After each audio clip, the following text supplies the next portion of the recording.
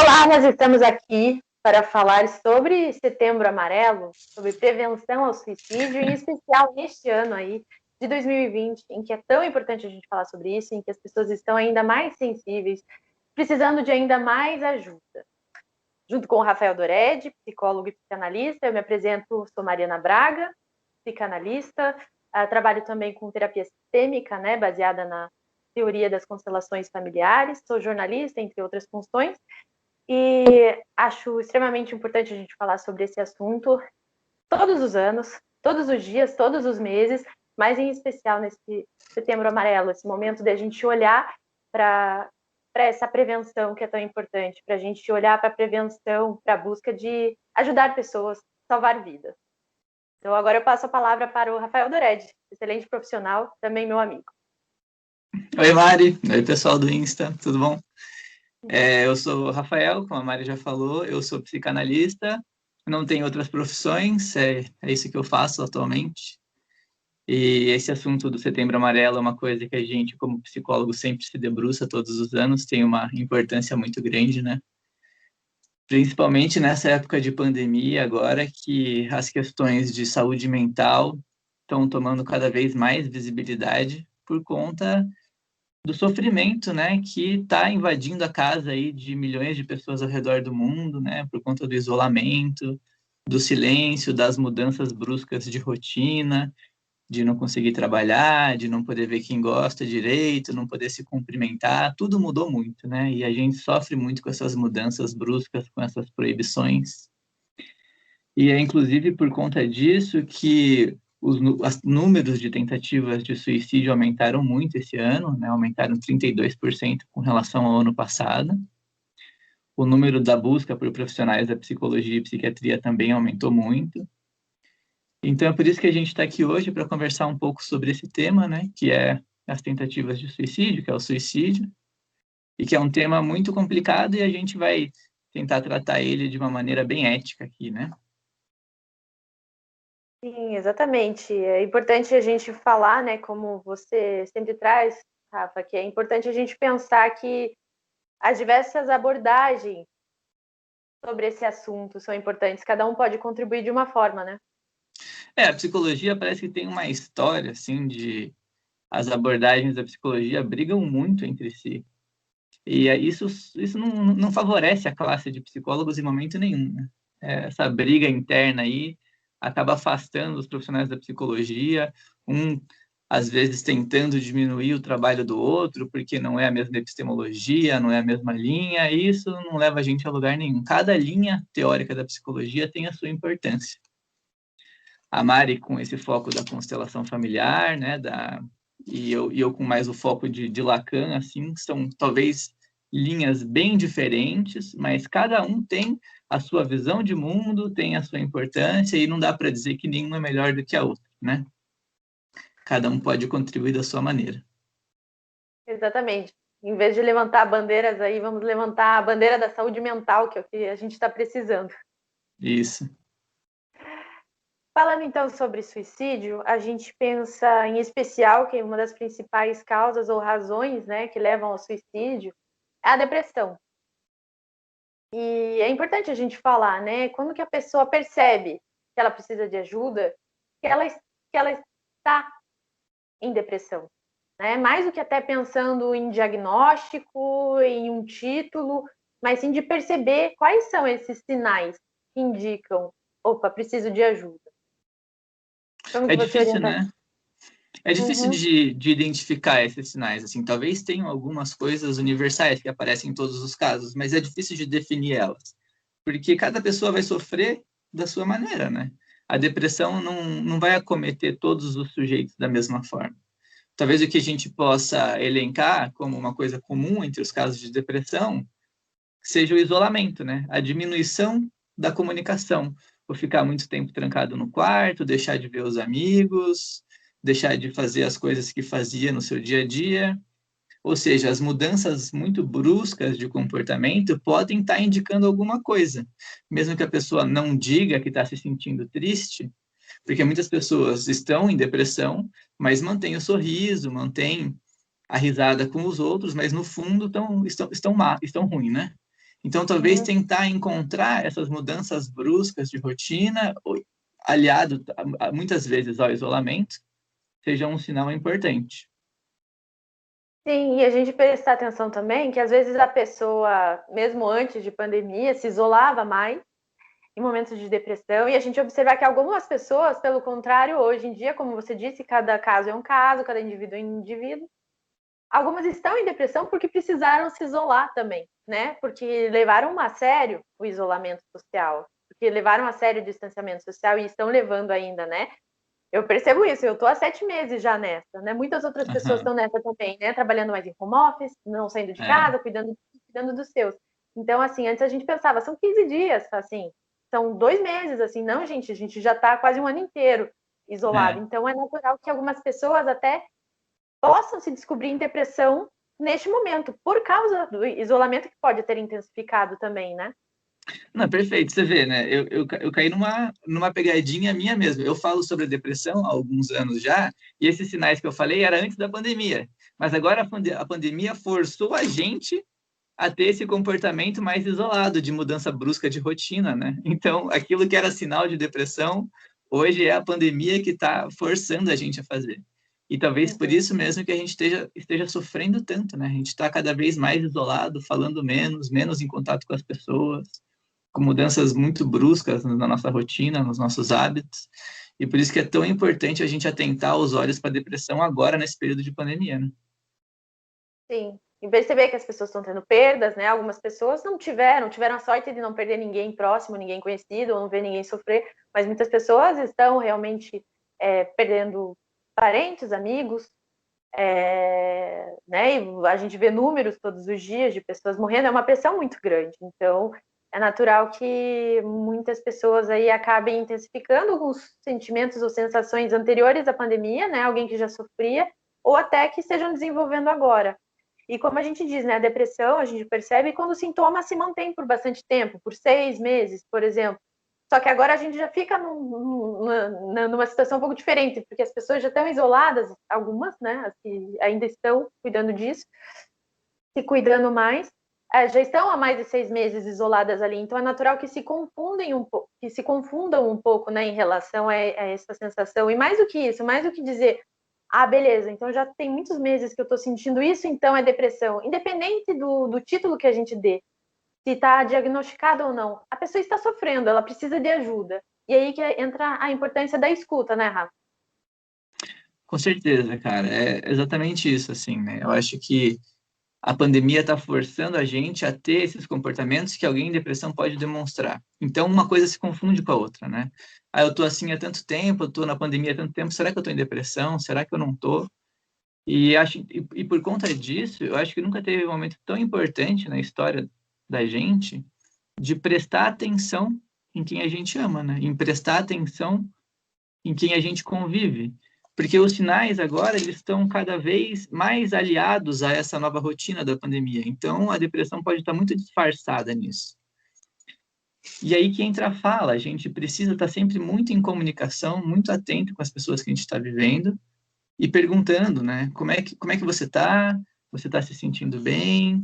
Apesar da pandemia, ninguém está se sentindo muito bem, né? Tá uma situação bem complicada, mas tentar realmente aprofundar um pouco a relação através da fala, para que consiga se identificar se tem alguma depressão que está se formando ali, se está com uma ansiedade muito crônica que já vem sendo levada há muito tempo, se está com algum tipo de autoflagelo, ideação suicida e não estava querendo contar. Então, prestar atenção em quem a gente gosta nesse momento, incentivar a fala, principalmente, eu acho que é muito importante.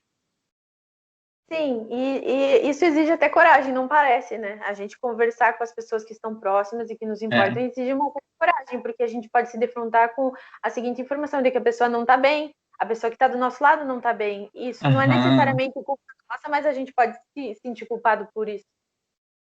Nossa, exatamente, né? A gente tá falando um depois do outro, mas você vai falando e eu vou pensando já, nossa, é bem isso mesmo, né? Porque é muito difícil a gente ouvir quem a gente ama falar, eu tô mal, né? Por exemplo, um pai de família, aí chega o filho, fala para ele, nossa, eu tô mal, eu tô muito triste, eu tô passando muito mal. E como é difícil ouvir isso? Como é difícil ouvir esse pedido de ajuda? Porque muitas vezes esse pai se responsabiliza pelo sofrimento do filho, né? Se meu filho está mal, deve ter alguma coisa a ver comigo. Eu moro com ele, sou eu que estou aqui fazendo companhia para ele todo dia. Será que eu estou fazendo alguma coisa de errado? Então é difícil de ouvir, porque esse pai vai se sentir culpado. Esse pai, essa mãe, esse namorado, essa esposa vai se sentir culpado pelo sofrimento do outro.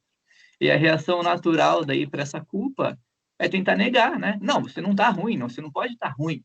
Eu não estou fazendo nada de errado, eu estou aqui do seu lado, por que que você está? Não, não está ruim, não. Isso daí é frescura, isso daí é besteira.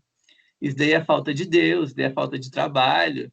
Mas não é porque a pessoa não está preocupada, simplesmente é difícil realmente de aceitar que alguém que você ama está mal, né? E é um exercício muito difícil mesmo. Sim, ouvir isso, né? E aí por isso também é tão importante a escuta profissional. Isso que a gente viu, como os dados que você trouxe, isso é importante e é um avanço. Por que a gente via até então? É que as pessoas iam direto para o remédio. E lógico que em alguns casos o remédio é necessário, só que a gente sabe que é numa parcela muito, muito pequena que é necessário um remédio. Para a maioria das pessoas, o que elas precisam é de um ouvido. O que elas precisam é falar, né? E a gente vê um avanço, então, na pandemia, você trouxe os números também, números que são interessantes de que, ok, as pessoas procuraram mais ajuda psicológica também, e não só a ajuda química dos remédios. É uma questão importante isso, né? Não sei se a medicina ou se a ciência, talvez com o avanço da ciência, né, e a possibilidade de encontrar algumas correlações entre uma modificação cerebral e o humor, deu a impressão para a gente de que a depressão é uma falta de serotonina, é falta de dopamina no cérebro, como se fosse uma coisa química, assim, né? E isso divide muito a opinião das pessoas, né? A depressão, afinal de contas, é biológica ou é psicológica? Tipo, na tua visão, eu sei qual que é a tua visão, né? Mas o que você acha, Mari? O que você diria? Eu acredito que ela é psicológica, apesar de que existem questões que a gente vê aí, principalmente a ansiedade, por exemplo. Existem questões, se a gente for olhar para trás, eu tenho, né, pela minha busca natural de estudos também, buscar o que é o ancestral, como a gente era antes, a gente, né, a nossa origem, como é que a gente se relacionava antes com tudo, com a natureza, com o medo. E a gente vê que a ansiedade é algo natural nosso de proteção, de instinto natural. Mas quando ela começa a se tornar algo extremamente presente, que começa a consumir a nossa vida, opa, é uma questão psicológica, é uma questão da minha forma de me relacionar com o mundo, da minha forma de me relacionar com o outro, né? O outro em suas diversas formas. Existe esse medo e essa ansiedade que servem para nossa proteção, que são instintivos, né? Como eu, mãe, com o meu bebê, quero proteger contra um predador, contra um bicho na natureza. Nós lá, selvagens, gerações e gerações nossas lá atrás, que estão na nossa genética, que estão na gente, né? Que constituem o que a gente é. Aí, o que vai acontecer? Eu vou estar com medo de um predador, eu vou regalar meus olhos, meu coração vai acelerar para proteger o meu filhote, né? O meu Uhum. filho. Porém, se eu do nada, sem nenhum perigo, começo a ter isso recorrentemente, aí é uma questão É. psicológica, já não é uma questão biológica. Ah, legal, legal. Né, porque quando eu perguntei assim, né, da depressão ser uma coisa biológica ou psicológica, na minha cabeça eu estava perguntando biológica no sentido de química cerebral e Também. psicológica no sentido dos fatores que a gente vivencia no dia a dia, né? E você já trouxe a biológica relacionada ao instinto, que é uma visão super legal também, né? Super interessante. E tem toda uma Sim, discussão se o ser humano ainda existe algum instinto no ser humano, se o instinto ainda influencia algum tipo de comportamento, eu acho uma discussão muito boa mesmo. sim. E relacionando isso que você falou do medo, o Freud fala muito do medo quando ele vai falar de ansiedade, né? Que a ansiedade é originária do medo, sim, que existem situações que a gente precisa lutar pela nossa vida, né? Luta ou fuga, e que ali a ansiedade prepara a gente para esse conflito. Uma Uhum. ansiedade boa, no caso, né? Que nem você estava Sim, falando, uma ansiedade que protege. Mas que existem momentos, principalmente na nossa infância, que essa luta ou fuga, esses momentos que geraram medo, eles são de uma intensidade tão grande, e a gente é criança e não sabe se proteger desse medo e dessa ansiedade, e isso marca muito o nosso psicológico. E é possível que qualquer elemento do nosso cotidiano, que a gente não sabe muito bem identificar o que é, remetam aquela situação de medo que a gente vivenciou quando era pequeno. E desperta ansiedade na gente nesse momento atual, que na real não tem nada acontecendo. Só que teve algum elemento à sua volta que te levou para trás, lá, para aquela situação de medo na infância e reativou a ansiedade, né? Então, quanto mais situações de medo passa o sujeito, principalmente durante a infância, maior é a probabilidade de alguns elementos do seu cotidiano remeterem àquele medo do passado. Daí a ansiedade vem surgindo cada vez mais e vem incomodando. E como a ansiedade está relacionada com a depressão também. Não foi à toa que a gente entrou nesse assunto, né? A ansiedade como um sentimento que a gente não consegue definir muito bem, que incomoda muito, que deixa a gente preocupado, para baixo, quando ela se torna uma coisa muito constante, é natural que a gente entre em estado um pouco mais depressivo. Acho que tem tudo a ver, né? Exatamente. Principalmente quando a gente pensa, meu Deus, será que as pessoas que eu amo vão pegar essa porcaria dessa doença? Será que é Uhum. conseguir chegar aqui? Como é que eu vou fazer? Então, assim, é aquele medo da É. gente selvagem na floresta protegendo o filhote, no meu caso, ou Uhum. protegendo os seus pais, né? Porque nesse caso essa doença acaba normalmente, né? Que as pessoas acham que é só com os idosos, mas não, normalmente com os idosos. Então, a gente acaba vivendo de volta de uma forma diferente, né? Nos moldes do século XXI, em 2020, vivendo medos nossos naturais que vão trazer tudo aquilo que a gente tem de carga instintiva, né? Uhum. Mas tem consequências psicológicas, e a gente não pode esquecer que são psicológicas, né? Da gente buscar ajuda psicológica mesmo. E mesmo que a gente veja que por muito tempo as pessoas buscavam a ajuda química em vez da psicológica, lógico que vai ter consequências químicas também, o nosso medo, né? A gente é um corpo que funciona, a gente é um organismo, um sistema, como a gente diz na visão sistêmica, né? A gente é um sistema, então alguma coisa ali não está funcionando, vai desequilibrar todo o nosso corpo. Mas aí a gente tem que ver também, né? Serotonina não é só um remédio que traz. Serotonina tem a ver com a sua alimentação, tem a ver com a tua prática diária de vida. Então, está sim relacionado ao psicológico, inclusive a parte química. Sim, Né? sim. Ah, com certeza. É. E você muito bem trouxe, né? A gente está agora, durante a pandemia, com medo. Hoje menos, né? Que as coisas estão meio que voltando ao normal, assim. Mas os primeiros meses, as pessoas estavam com muito medo. Uhum. Medo de que morresse, medo de que os pais morressem, que os filhos pegassem o corona, né? E esse medo é um gatilho fortíssimo, né? Se a ansiedade é gerada por um medo do passado, esse medo do presente, da situação do corona, é um gatilho constante gerador de ansiedade. E como isso vai influenciar na nossa saúde mental. Então, dá para dizer que a depressão é biológica ou psicológica?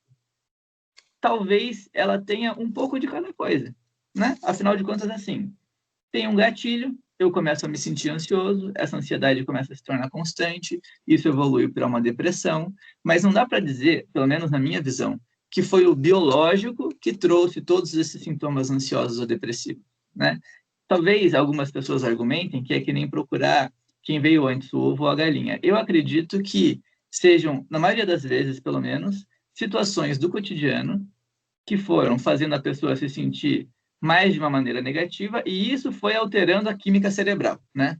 Então, assim, Uhum. as duas coisas existem. Existe o psicológico, que foi tornando as coisas com um filtro mais negativo diante dos seus olhos, e esse filtro mais negativo, esses sentimentos ruins, alteraram a química cerebral, e o tratamento teria que atacar aí as duas vertentes, né? Não, acho que primeiro a vertente psicológica e nos casos mais graves de depressão, aí sim buscar medicamentos, né? Nos casos nem tão graves, nem tão crônicos, aí a maioria das vezes só a psicologia resolve. Sim, e a gente pensar, a gente está numa sociedade que busca, e eu me incluo nisso, a gente busca soluções muito rápidas. Então, e assim, a gente prefere que façam por nós, que tudo se resolva por nós. Então, é mais prático eu tomar uma pílula da felicidade achando que isso vai resolver meus problemas. Isso vai Uhum. me acalmar. Só que mesmo quem está nos casos mais graves e está com medicamento, não é o medicamento que vai resolver os seus problemas. Por exemplo, seus problemas conjugais decorrentes da sua situação dentro da pandemia. Não é o remédio que vai resolver porque você vai ficar zen. Você vai ter que enfrentar, você vai ter que resolver, você vai ter que falar sobre o assunto. Então, resolver de fato o problema e realmente ficar tranquilo em relação a isso, não tem fórmula mágica, né? Cada um vai É, ter a sua situação, cada um tem a sua individualidade, os seus problemas para resolver, Mas fato é que é importante as pessoas estarem enxergando que só um remédio não vai bastar. Mesmo quem precisa de remédio também precisa ser ouvido, também precisa falar.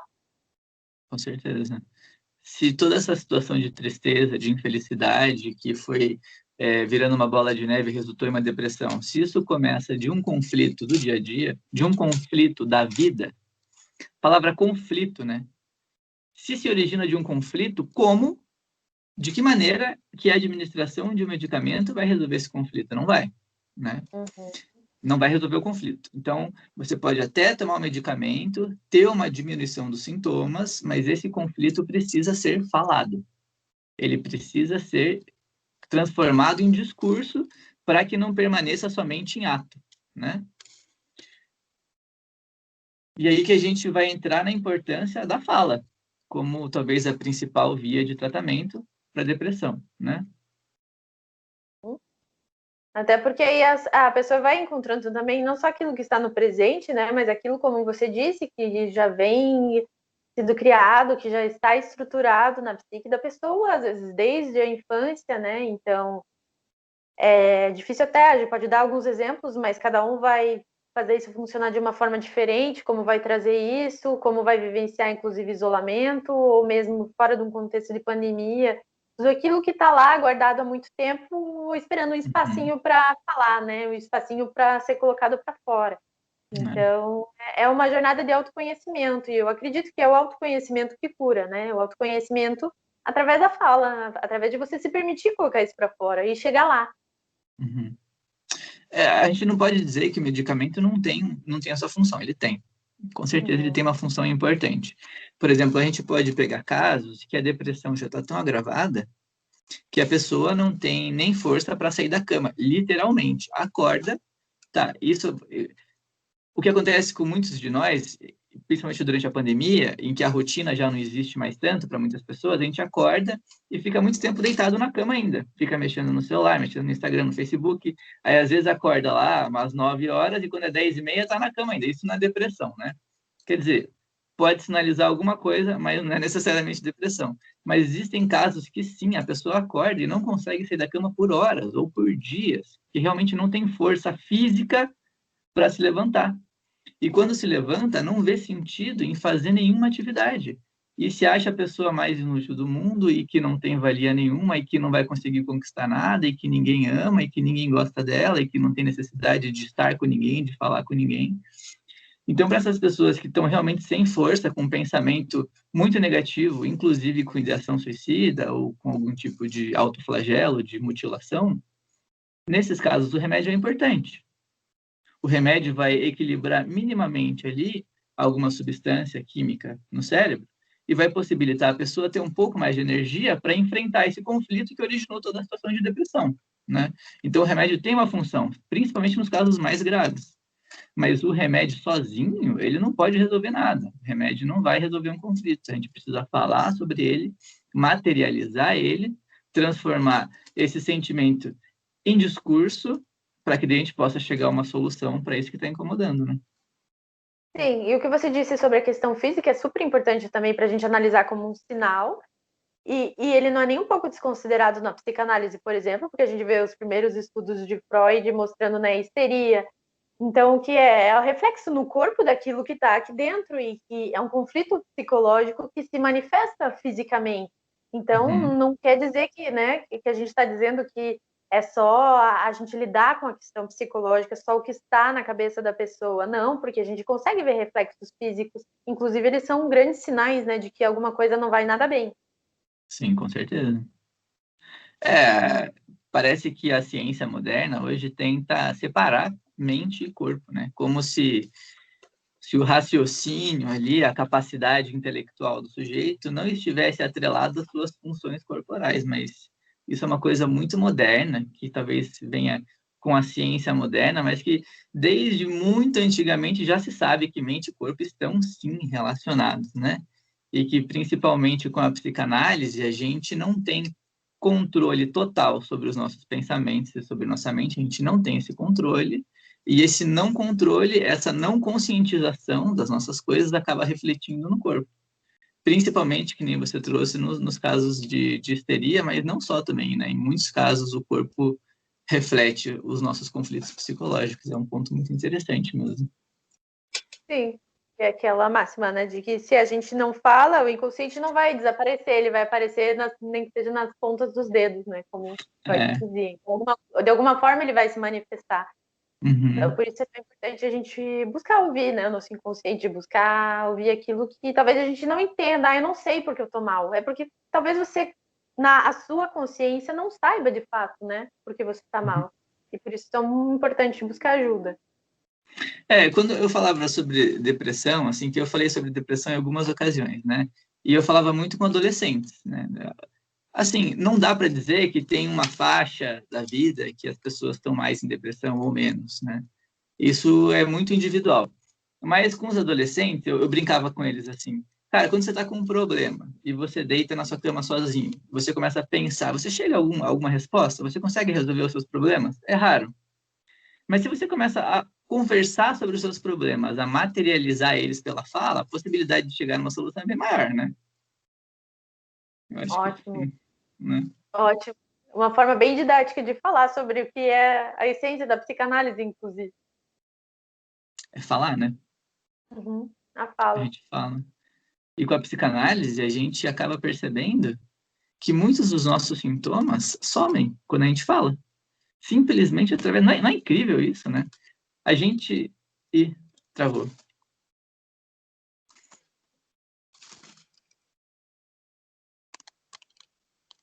Aí, voltou. É incrível isso. A gente está com um problema no corpo, a gente está num estado de desânimo, assim, que nunca sentimos antes. E na medida que a gente começa a falar, principalmente com um profissional da psicologia, que está mais habilitado para ouvir, esses sintomas do corpo e essa tristeza e essas coisas ruins que passam na nossa cabeça, essa ansiedade, vão gradualmente diminuindo. E tudo através da fala. Eu acho incrível isso. Foi por isso até que eu fiz psicologia. Eu acho incrível isso. Isso é impressionante mesmo. E como a gente busca, né, isso naturalmente até. Foi assim que Freud foi perceber no método, né, quando a paciente falou, cala a boca, deixa eu falar. Porque tem um momento que você começa a falar, vai vindo tudo. As coisas vão sendo explicadas para você. É só você se permitir isso, né? Não, esse exemplo até é ótimo, né? Uma das primeiras pacientes dele, né? Ele começava a interpretar as coisas, analisar, cala a boca, deixa eu falar, tô falando aqui, me deixa em paz, né? E é porque realmente, intuitivamente, a gente fala, né? Intuitivamente a gente fala e a partir disso, a proporção daquela problemática que estava incomodando a gente vai diminuindo, as coisas vão se resolvendo, os sintomas vão diminuindo, e daí a gente volta naquilo de como é difícil ouvir alguém em depressão, né? A gente tenta falar com os pais, às vezes, e os pais não conseguem ouvir. Tenta falar com o parceiro, com a parceira, e eles também não conseguem ouvir. E acabam de. Isso não é nada, isso é ceninha, é teatro, ó. Sabe o que você faz? Faz que nem eu. Só que muitas vezes o conselho do outro não serve para gente. Cada um tem a sua dor, né? O que eu faço para aliviar minha dor quase nunca vai servir para o outro. E a gente tenta falar com esse outro que a gente convive e às vezes não dá certo essa comunicação, principalmente quando a gente está mal, né? Quando dá certo é maravilhoso, né? Muito bom. Mas muitas vezes não dá certo. E não tem problema nenhum você buscar um psicólogo para falar sobre os seus problemas, né? É alguém que não vai se envolver tanto emocionalmente e isso não vai influenciar no diagnóstico e na condição do tratamento, mas ele vai estar atento, habilitado para conseguir ouvir o que você está passando e para conseguir potencializar a função da sua fala. Com um psicólogo, a sua fala pode ter um poder de cura muito maior do que com amigos e com parentes. E não sei por que existe muito preconceito ainda, né? Que gente de procurar o psicólogo como se fosse uma fraqueza, alguma coisa do tipo. Uma coisa tão boa. Eu vou no psicólogo há 8 anos já. Eu acho maravilhoso. Para mim mudou minha vida. Eu não voltava atrás um dia. É isso, é importante as pessoas saberem também, né? Porque tem gente que estranha, nossa, quem é psicanalista também tem psicanalista? Sim, inclusive faz parte do processo de formação, né? Então, para a gente ver o quão importante é estar em análise ou buscar outro tipo de terapia, né? buscar um outro tipo de escuta, enfim. E eu acho que isso fica até como uma forma de a gente ir concluindo a nossa conversa, né? De que se você precisa de ajuda, você pode procurar pessoas próximas a você. Se isso estiver muito difícil também, existem profissionais prontos para isso. Ou, inclusive, se você tem uma escuta em casa, também é importante você ter uma escuta profissional. Existem serviços disponíveis, prontos para ajudar quem está num estado muito grave. Uhum. E quem também percebeu algum sinal de alguém que está próximo, em especial nessa pandemia é mais fácil a gente perceber quem está precisando de ajuda, a chegar, a conversar, a entender que normalmente a base né, o começo de buscar uma saída para quem está no fundo do poço é a escuta. Às vezes essa pessoa precisa começar simplesmente sendo ouvida, né? Menos assim, ouvindo conselhos e mais sendo ouvida. Eu diria isso. Uhum. É. Ouvir não é tão fácil quanto parece, né? E a gente que estuda psicanálise, a gente está o tempo todo refletindo sobre maneiras de ouvir, né? Isso é uma função que não é tão simples assim, e o profissional da psicologia, da psicanálise, está mais qualificado para fazer essa função, né? Então, eu recomendo, assim, que se você estiver passando por um momento de muita dificuldade, ou você conhece alguém que está passando por um momento de dificuldade, incentivar a busca pelo profissional de saúde. Eu acho que isso pode trazer resultados muito positivos. E você sabia, Mara, a gente não conversou sobre isso antes, mas você sabia que o homem, ele, estatisticamente, comete de 2 a 3 vezes mais suicídio que a mulher? Sério? E Sério. normalmente é a mulher que busca mais ajuda psicológica, né?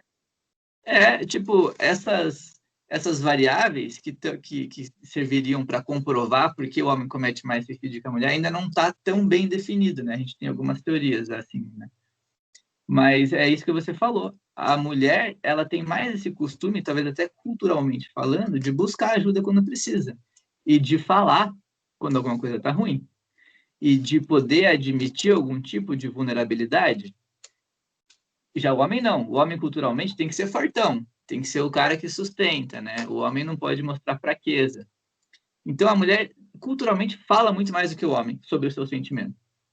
E por consequência disso, ela é muito mais inteligente emocionalmente que o homem. Ela consegue, ela está muito mais aliada aos seus sentimentos do que o homem.